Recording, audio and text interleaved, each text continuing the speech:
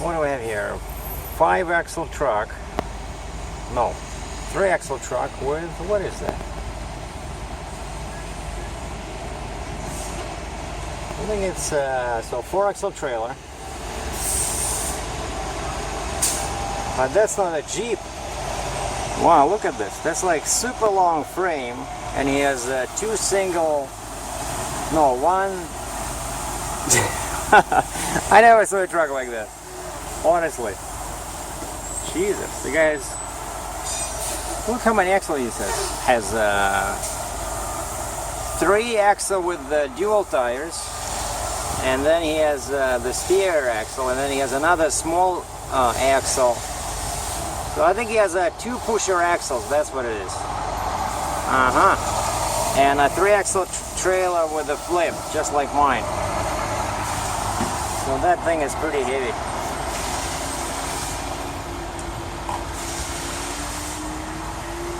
I think I pulled something like that. That's like a screen. Here's another guy. Well, this is not heavy pull. Alright, let me show you guys the big tamale, okay?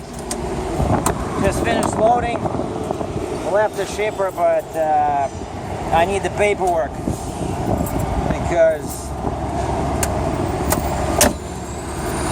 I'm going to Canada. At the border they need the originals, not just, you know, email or fax. It must be originals, and so Caterpillar was sending them by courier, and I'm told not to leave the place until I get them in my hands. And so this one is similar to what I delivered to New Jersey, but this is a 725C, so it's like a baby. It's only 9 feet 6 inches wide, and there was an exhaust there, like 1 foot tall, so I took it off. So now I think I'm like 13.6, because I was 13.9 before. No, that pipe was definitely 1 foot, so. And so I put my chains on. So it's a cool thing that I brought all my chains with me. Wow, look at this cool color scheme. That's a military tribute.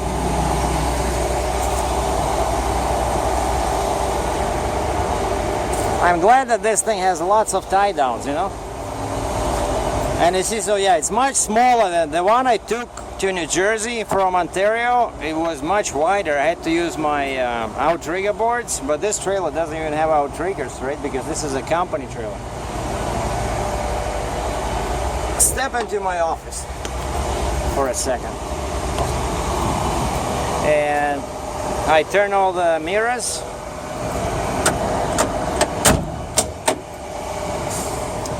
So that's what it looks inside. Yeah, that's the pipe, you see?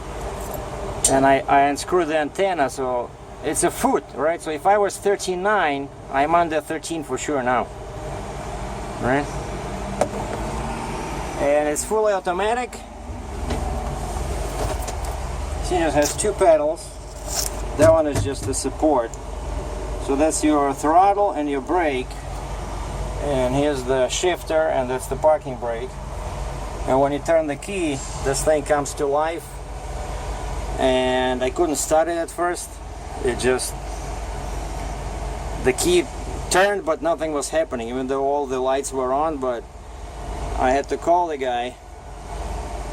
And there's another seat in here, in case the guy wants to take a nap.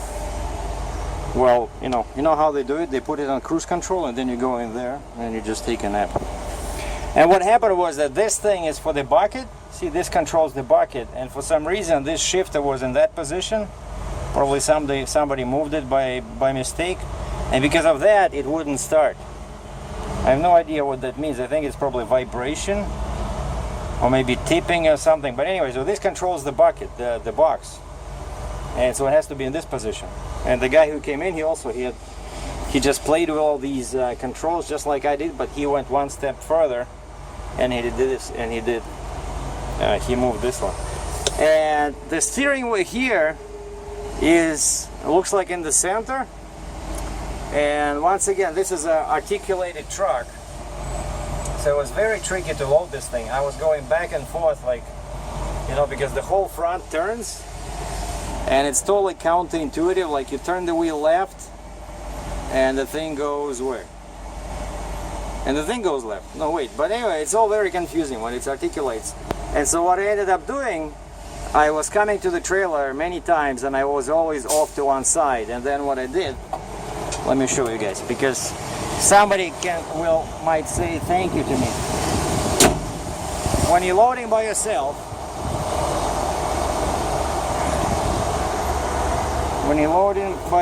and of course with these articulating trucks, you always have to check for the pin. Some of them have a pin that prevents it from articulating, and then you have to engage it. Otherwise, cops can give you a ticket. But this one has nothing. I checked everywhere, so there's no pin. But what helps when loading these by yourself without any help, just going in here, and you look at that, see where my hooks are? Right, that's the middle. But the steering wheel is a bit to one side, you know? And so what's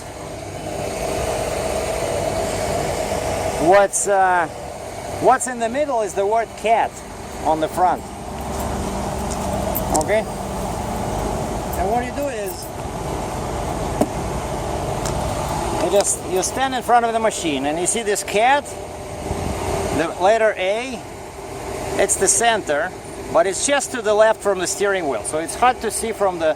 So what I did is I climbed in here and I put the tape in here. And I could hardly see, I cannot see this part from the cab, but I could see this part. And this helped me, and then I put my glove. I put my glove in the middle of the trailer, you know, I put one over here when I was climbing because I didn't want to tip over, right? And then I put another glove, you know, like right in there when I was disconnected, so in the middle. And I was moving back and forth a few times, and then I climbed out. And also another thing that helps is when you stand like this from the back and the machine is straight, you just check the line, you know, which way it's pointing. Like in my case, a couple of times I could see that the machine was pointing at an angle towards the trailer, you know, and that's one thing to check. So make sure that both parts are straight, right?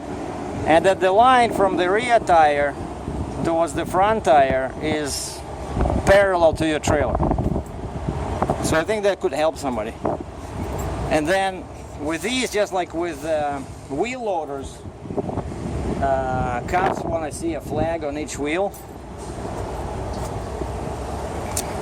And this is not my trailer, right? So I was not familiar. I was afraid to bring it too close. So this spot has an engine, right? So it's supposed to be much heavier, and my middle is over here. So I moved it forward, and then because I only brought 6 chains with me and they're short, I could not reach over here. And you see there's no other D-rings. So if I move the machine, that's another thing you have to look at, you know, when you're loading, is where your D-rings are. Sometimes that's what dictates the position of the machine. So basically, what I ended up doing was coming back a little bit. And over here, like this one is so big, but this one is, I could not thread my hook in there, so I had to take pliers and take this pin out, disconnect it, and then thread the chain. So it was a bit tricky, but I like that it's a much smaller machine. So legal height 9.6 or what is it? Yeah, 9.5 wide. Nice easy load, you know. So it should be 51,000 pounds.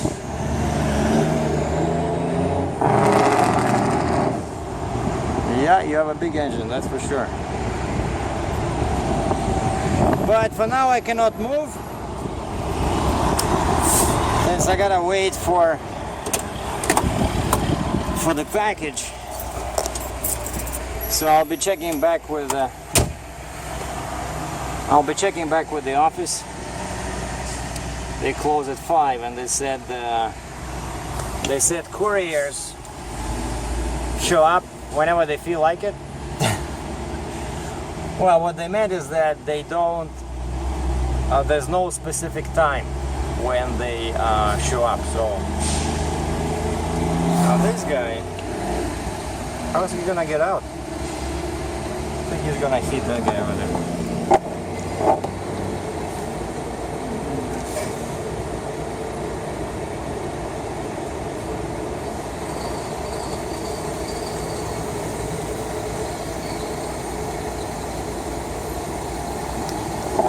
I really not approve of this practice, you know, when people park, when they drive in. Very dangerous, because with them, when you can, like over here, we have, what, 20-30 trucks in a row, and when there was one guy parked nose in, and now I see only one guy left. Everybody else is backing in. That's how it's supposed to be. And it's very hot today. So, but last night, I just wanted to say, last night, so I slept at that rest area, and because I was on the shoulder, I was very close to the freeway. It was so noisy, you know, I did not sleep very well. Because you cannot close all the windows, right? I opened the opposite side window away from the freeway. I opened all my little vents in there. And then I started my little fan. I got a portable fan that plugs in. This is the first time I use it this year. March 1st. No, but yesterday was still February. And that's it. That's all I wanted to show you. And so this guy's back. I guess he turned around. What's he doing? Probably going for get fuel. There's another oversized guy there. That looks like a much bigger mine truck. That's what I think I had. Come on, container.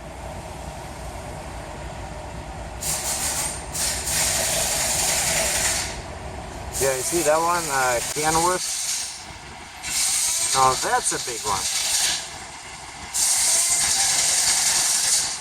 Oh, if he starts moving now, I'll show you the profile.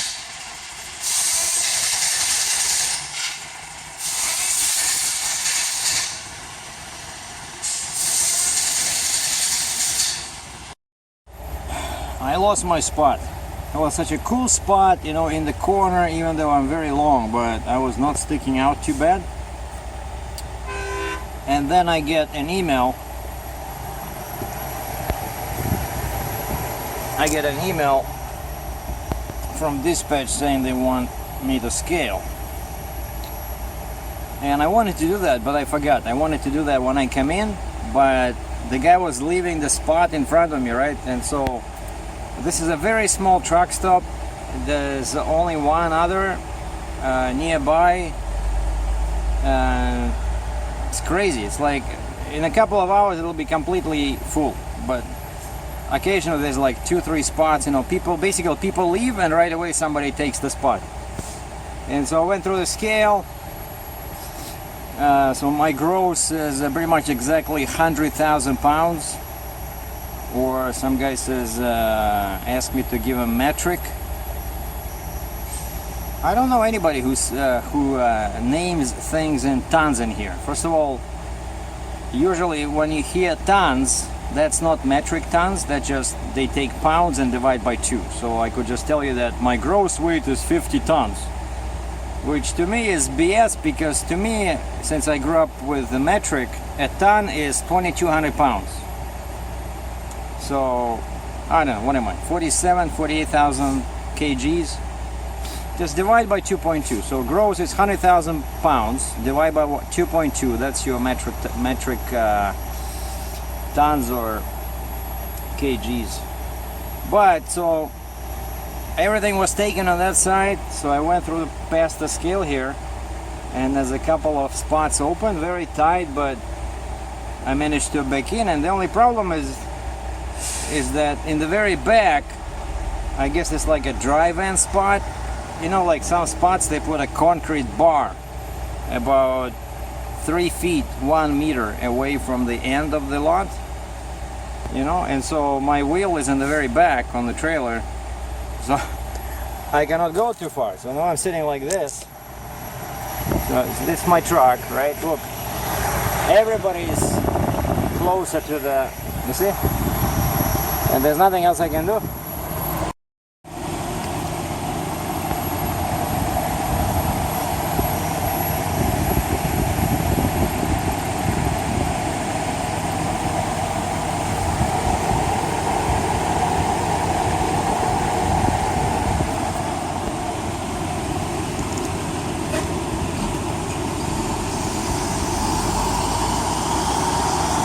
Guys, a day cab with a single tire pusher axle.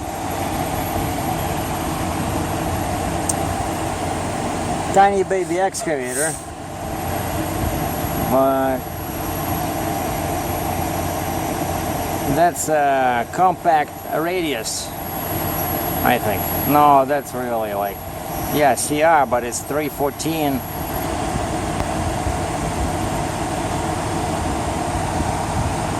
I hope he does not hit me with his drive tires.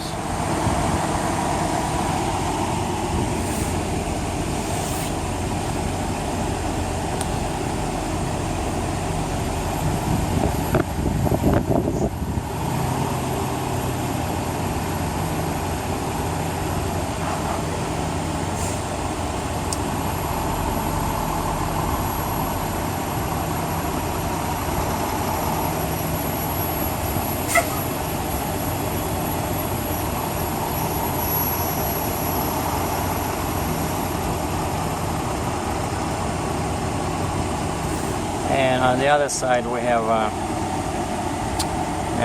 step deck tandem, and then over here this guy with some nice heavy machinery. It's a Freightliner,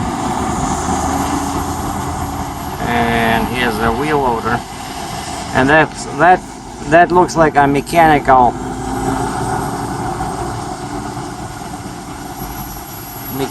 35-ton double drop with a flip axle in the back.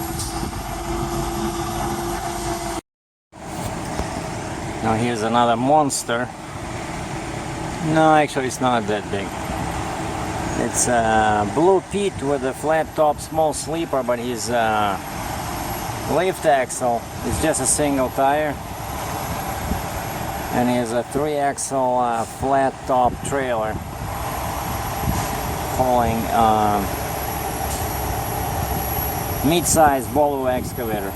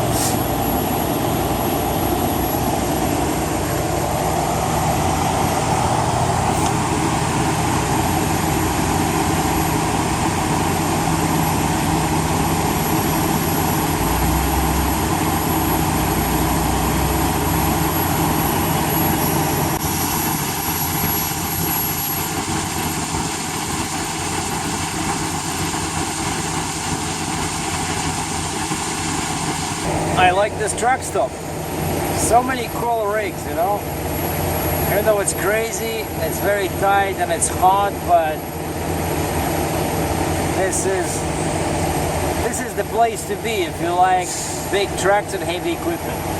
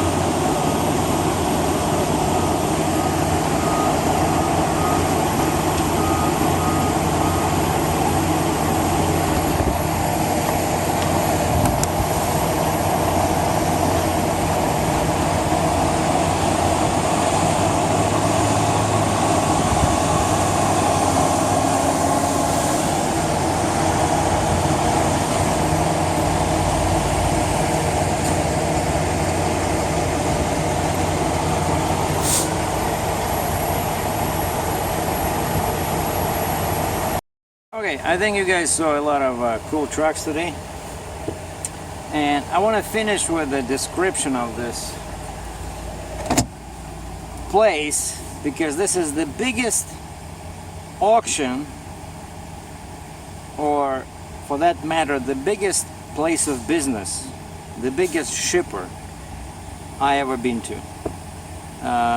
First off, we come in, there's a gate, and they own lots of property in here, and it's all like trucks parked on the grass. You're not allowed to go inside unless you park on the grass, and they give you like a special form to fill out, so you need to know your details of your pickup. And then you park on the grass about a mile or 1.5 kilometers from the office. Like normally when you go to an auction, like in Canada, right, I just park next to the office, I walk inside the office, I check in, I get my paperwork, and then I go I get inside my truck and I drive towards the yard gate, and you have to show them that paper, the release, and then there's like a barrier, they open the barrier, you go inside, you get loaded, and then you get out of there, right? So usually there's like 2 points of contact with employees, first the office and then the yard gate, right? And in Canada it's right there, it's like very close. Over here, so you park on the grass, then there's a special tent, because of course it's Florida, it's always hot in here. There's like a special tent, you go there, there's a bunch of drivers mixing over there. They said be there at 8 o'clock. That's what there's a security guy that checks us in, like give us that form.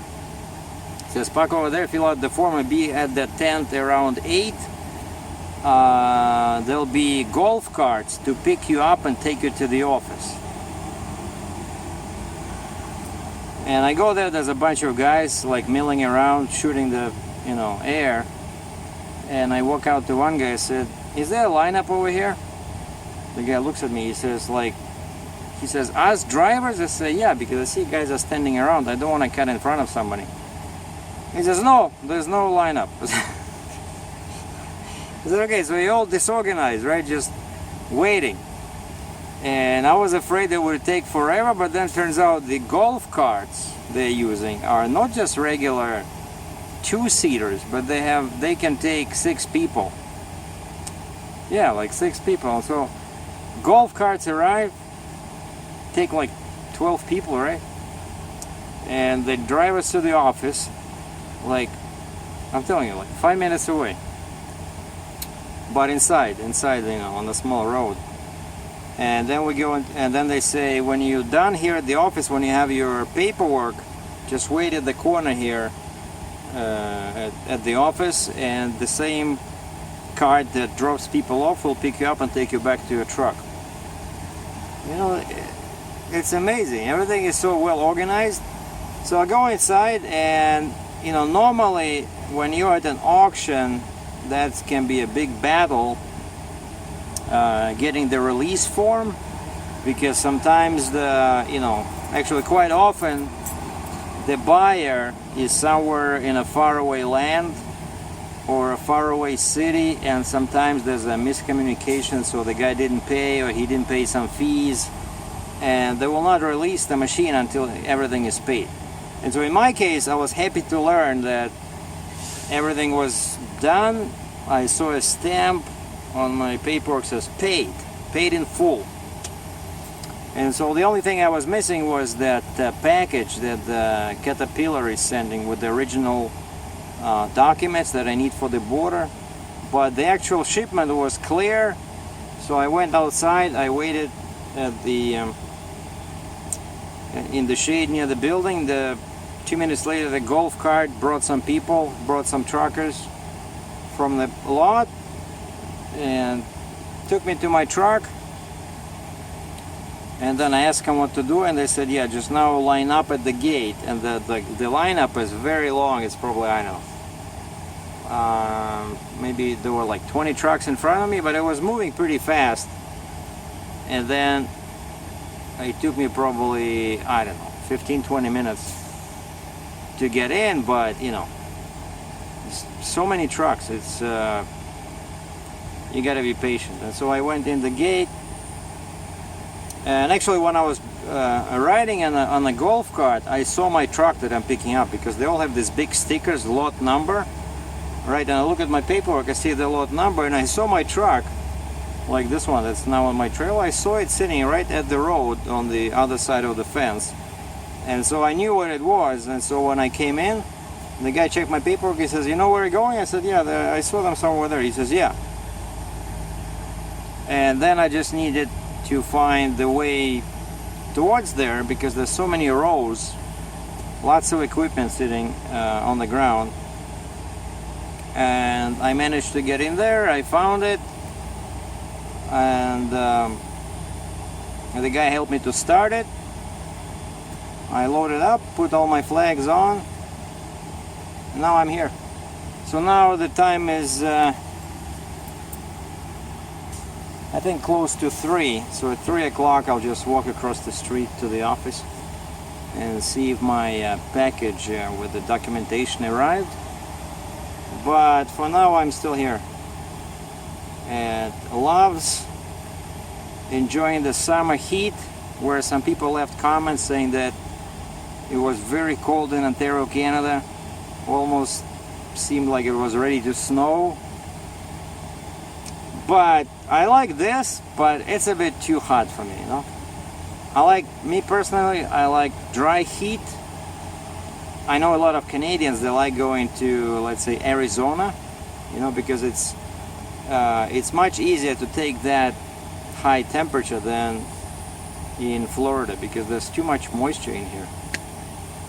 And plus, this is one crazy state. There's so many people here, you know. Half of them are legally blind already, and maybe they don't know it yet, you know, like so many retirees, right?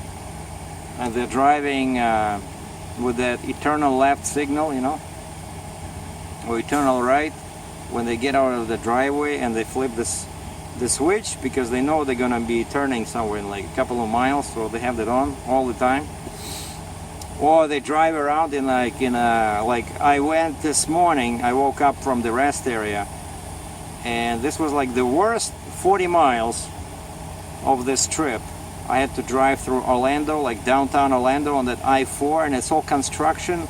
And the worst thing is that the road goes like this, and there's hardly any shoulder, and there's barriers. Those my favorite one, concrete barriers. So I had to go in the middle, otherwise my trailer would be hitting the barriers when the road turns, right? Since there's no shoulder. And it was dark, you know, 6 o'clock, everything is dark, and I'm going through this downtown Orlando. There's like cars flying by on both sides. It was crazy. So, but very interesting experience, which makes a good topic for a video. So thanks for watching.